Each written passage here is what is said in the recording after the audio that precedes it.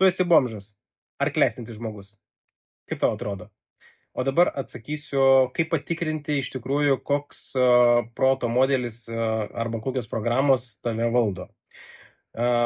Turtingo ir vargšo mąstymo tipas yra labai lengvai atsiejamas nuo paprasto dalyko. Įsivaizduok, nueini į parduotuvę ar paslaugą perki nesvarbu ką ir tau pasako kainą. Pavyzdys, 1000 eurų, ne? Ir vargšo mąstymo turintis žmogus, jisai pradės dėrėtis, pradės galvoti, kaip yra brangu, negaliu sau leisti, paieškosiu alternatyvos, palauksiu nuolaidos, tikrinsiu kainą per 30 galimų dalykų, turiu minti paslaugų teikėjų ar parduotuvių. Ir vis tiek nepirksiu, nes, aš negaliu sau leisti, nes bomžo mąstymas, bomžo tipas yra, kad man nereikia.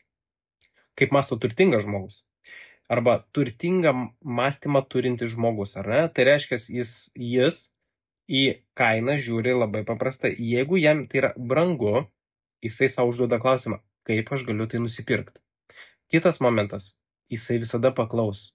Arba dažniausiai, ką aš už tai gausiu, kokią vertę aš už tai gausiu, kokią problemą tu man išspręsi ir kaip pasikeis mano gyvenimas. Visada tikrina, ar man nuo to bus geriau ar ne. Tai vargšas perka kainą, o turtingas perka sprendimą.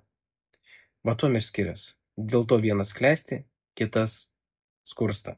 Ir dabar man įdomu, parašyk tiesiog pliusas, jeigu tu esi iš tų žmonių, kurie masto kaip turtuoliai, minusas, tu esi iš tų, kuris žiūri į kainą.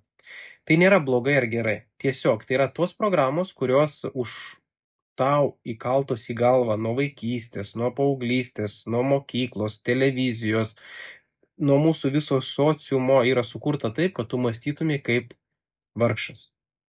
Aš esu Nerijus Rupšys, hipnoterapeutas ir specializuojuosi būtent į klestėjimo gylį. Tai reiškia, per pasąmoninės programas einam į pasąmonę, šalinam tas negatyvias programas, kurios neleidžia tau klestėti, kurios apriboja tavo galimybės ir neleidžia tau gyventi tavo norimo gyvenimo. Jeigu tu matai, kad tavo versle stringa visą tai, apie ką mes kalbam, tai reiškia, tavo sprendimai priėmimi versle iš to pigumo, iš nepritekliaus prizmės, tai tau yra labai stiprus indikatorius, kad reikia kažką su tuo daryti.